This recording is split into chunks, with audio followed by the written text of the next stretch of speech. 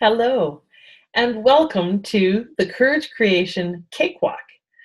We decided to take our 5-day challenge and, get rid of the challenge part of it because it's not like we don't have enough challenges in our business as it is, and turn it into a 5-week cakewalk.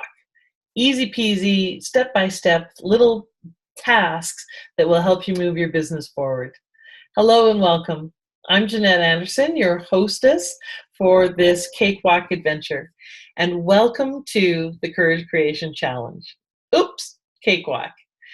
Let me share my screen with you and we'll get rocking right now on week 1. Oops.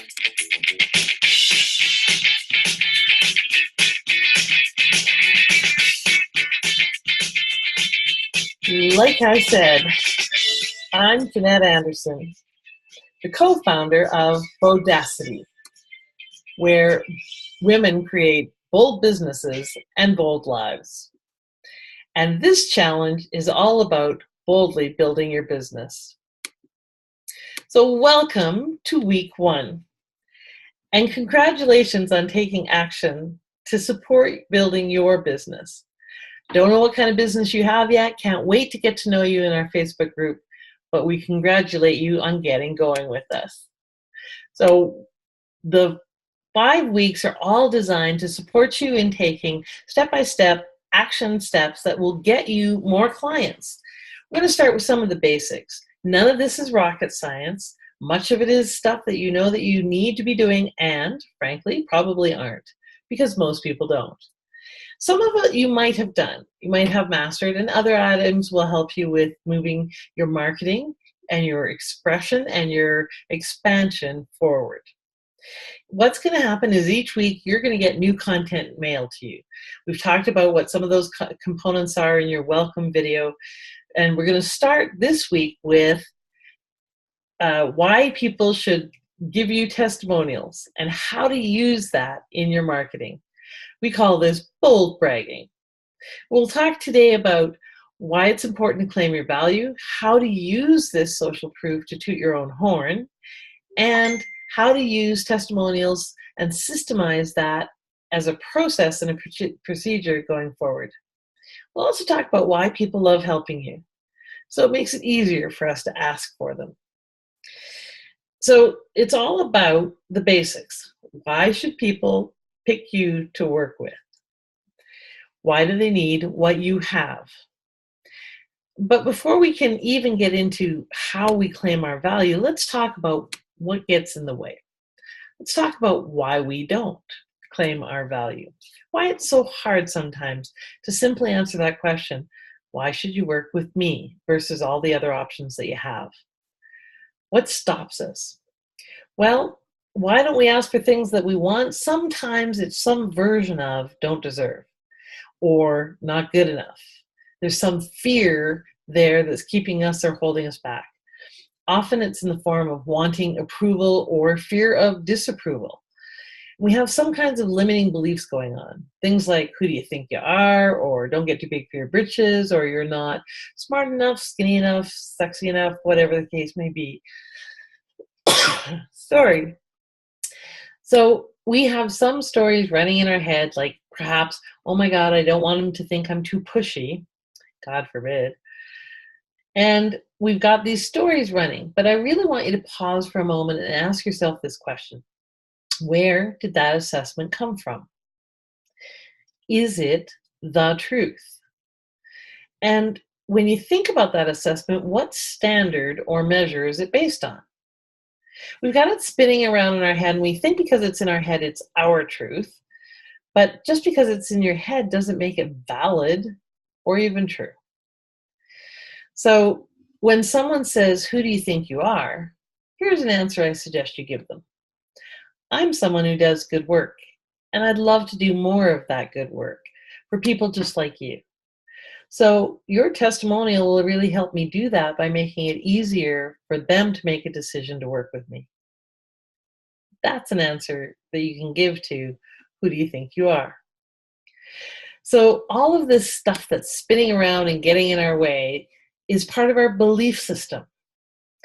And it's no accident that belief system shortens down to this phrase, BS, because it's a story that we made up. Now, it might be a story that we adopted or absorbed or maybe manufactured to make sense of something that happened in our lives or something someone said.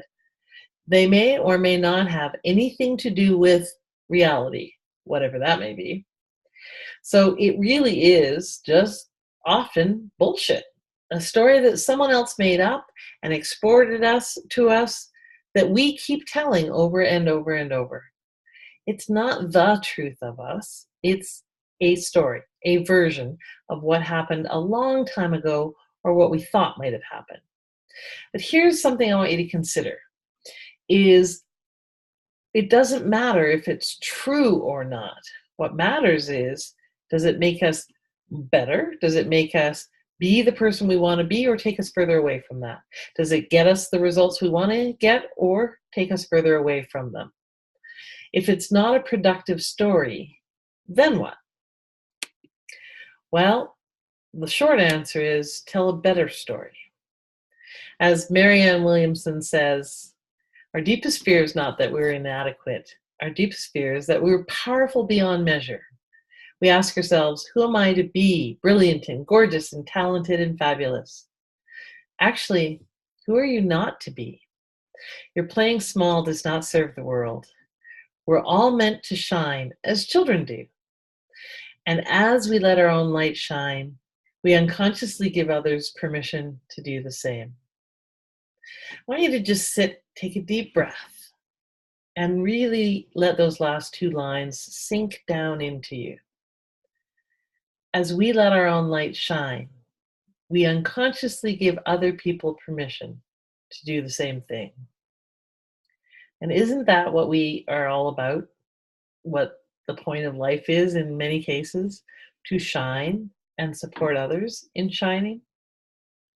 So, this little act of getting testimonials, of letting ourselves shine and let other people support us in that, is what we're up to, is giving ourselves and others permission to be all that we can be and shine and talk about it without having all the stories swirl around.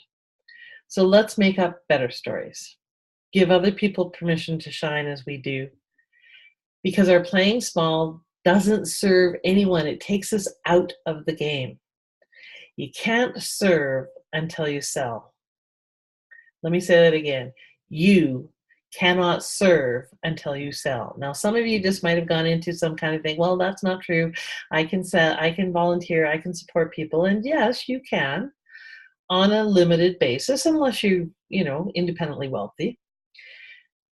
But if you are like most people, it's about being in service through what we do for the majority of our time, our careers or our businesses. So until you actually sell, you cannot be in service to that person if you're actually in business as opposed to running a hobby. So this is about you setting an example. And I want you to think about whether or not you want your daughters, your children, to be willing to ask for and receive support, to be willing to be credited for their brilliance, to be willing to be appreciated, because that's what testimonials are. If you want that, then be an example, be a leader of consciousness. Aren't you tired of watching other people play small, bargaining for crumbs, watching women who won't claim their value because they think it's too bold of them? Is that what you want for your daughters, for other people's daughters? So stop modeling that behavior, step up and ask. And I want to say one more thing about this. Women, we tend to compete with ourselves. We continuously set the bar higher and higher and higher, and almost always just out of reach, of course. So we never get the opportunity to win. Men, however, are externally referenced. They compete with other people, other standards and measures that can be achieved. We compete with standards and measures that can seldom be achieved. Now, there's pros and cons to both. But there's a lot less stress in staying in touch with reality. What does the market want? What sells? What do people value? That's another value or another reason to get testimonials. It's a great reality check on what people want, what they need, and what they appreciate. So here's how you can use those great testimonials in your marketing material. So of course, on and offline collateral materials. Social proof is incredibly valuable. You're going to get another brief little video on Wednesday that talks about how incredibly impressive and valuable social proof is, way more so than us talking about it, about anything that we do. A testimonial is also an introduction, so you can use it as an actual introduction when you're speaking, have people introduce you in the form of your testimonials. It's also a great tool for personal and professional development. And what do I mean by that? I mean that we can figure out where the gaps are between what we want to be giving to people and what they're receiving, between who we think we are and what we think other people are valuing and what they are actually appreciating and valuing. It's a great way to illuminate the gaps where you think your strengths are, and it gives you information on what strengths you can actually build on. It gives you a reality check. I have a wonderful client and mentor and teacher and surrogate mom who I worked with as a client quite a while ago. And we were working on her marketing, and it wasn't quite landing. It wasn't quite resonating. So I suggested she go back to all the feedback she'd received and take a look at what her clients were valuing. She took it to heart, and she went through over 300 feedback forms from various speaking engagements. Not only that, she tabulated all the results and all the words that were used multiple times. And lo and behold, one of the words that kept popping up was resilience. She had been positioning herself as a lightening up speaker, someone who helped people reduce stress. What her clients were saying they valued was her ability to support them in building and honing their resilience. She rebranded, repositioned, and her positioning now resonates with her markets. She's taken more seriously. She's got more impact because that's what they get from her. That's what they want to hear from her. So she honed her direction, her strategy, and her marketing so that she could be more successful based on really taking to heart and listening to her clients' feedback. So that's another thing that testimonials can do for you.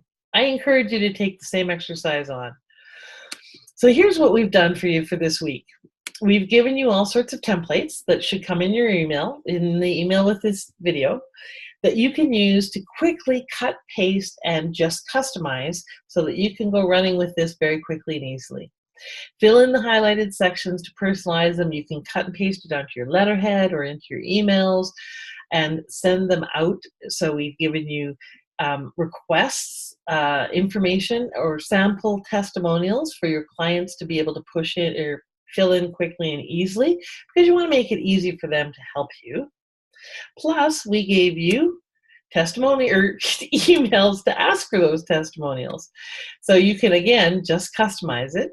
Now, if you've got a different market that you don't think this tone resonates with, then feel free to edit it. However, please know, most of this copy is tried and tested. So there's no accidents about the words. They're picked very specifically. So if you find yourself wanting to diminish it or make it smaller or anything like that, please don't. If it doesn't fit your voice, go ahead and edit it so that it's authentic and sounds like it's coming from you. But don't make it smaller in any way. All right? Be bold. That's why we call it bold bragging. So we give you the scripts, we give you the templates for your clients to fill out. And for those of you who want to kick it up a notch, like Emerald used to say, bam! Then we've given you bodacious bonus action steps every single week. Some of you may be further ahead in your business and have already done this or mastered it. So we've given you a way to turn up the dial a little bit, increase your badassery, if you will. So you can do, in this case, it by being more personal, more direct. So you can, instead of going through emails to request these, you can pick up the phone or do it in person. Next time you're at an event, call someone up for coffee, ask directly. There's some great benefits to doing it that way. One, you're going to get a faster response rate. Two, you're going to get a much higher yes rate. It's a lot harder to say no to someone who's asking you directly in person or on the phone than it is to ignore an email in an inbox. It's also more polite, and we do so love being polite.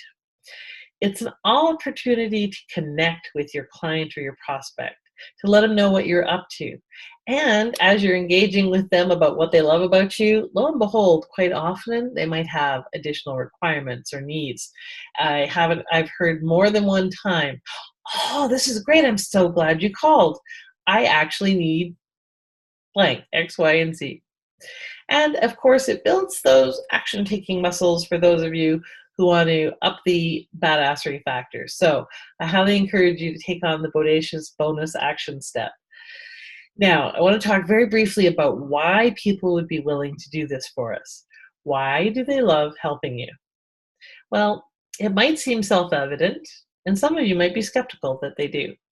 So I'm just going to give you the top 5 reasons I think people really like helping us when we ask them. Because people are nice. Now, that's all about your belief. Some people have a belief that people are bad, and some people have a belief that people are good.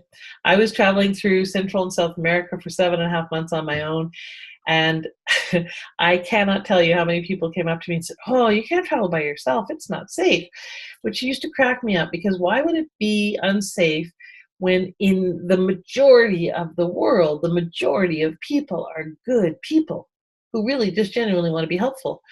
I ran into someone in Guatemala who walked up to me, and she had a neon sign above her head that said "Victim, victim, victim," and she made a beeline for me and said, "No, you can't travel by yourself. It's not safe, especially for women. Men are out to take advantage of us, and people will accost you, and it's just not safe." I said, "Well, that's not my experience. I've been helped everywhere I go. I find people are really nice." She said, "No, no, no, it's not safe. I've been mugged 7 times in 6 weeks, so we should travel together." Now, as you might imagine, I declined her ever so kind offer, because I believe you get what you expect. I expect people to be nice, and by and large, they are. So that's one reason they would love helping you. Second is that they genuinely valued what you did for them, what you gave them. And they often want to be able to repay that in more than just money. So if they actually valued what you gave them, then this gives them an opportunity to really return that favor, to support you in the way you supported them. It's about reciprocity.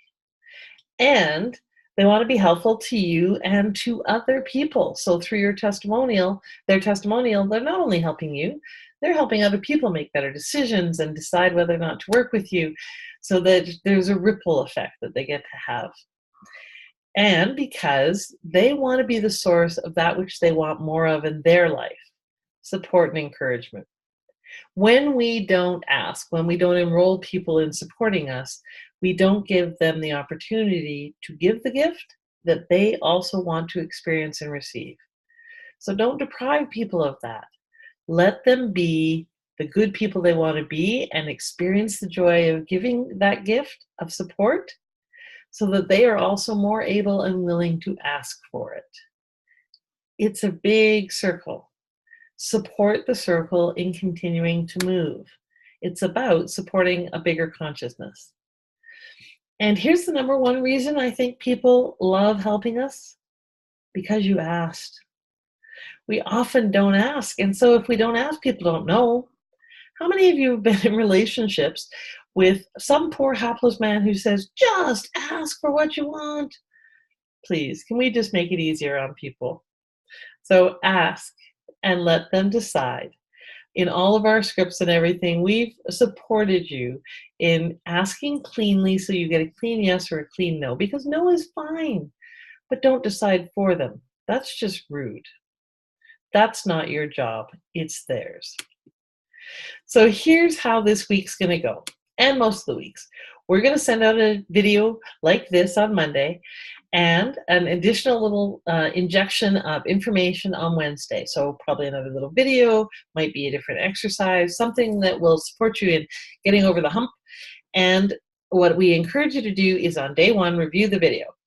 Just like this, and now you're almost finished your whole day 1 exercise. See? Easy peasy. Day 2 of this week, I suggest that you create a list of the 10 to 15 people that you would like to send an email to request a testimonial, and or 3 to 5 people that you can phone as well.